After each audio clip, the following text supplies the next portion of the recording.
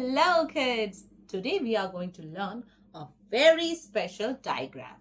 It has the same letter twice, which is vowel, and it makes two different sounds. This is digraph O, and it makes two sounds. O, do with me. O, like book and pool.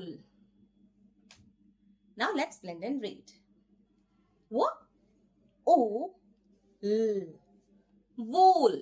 What? O, d. Wood. P. O, l. Pool. So, t. O, two. Z. O, zoo. So, by practicing, we'll be able to find out when to use O and when to use O. Thank you. Very good. And we will meet with another sound.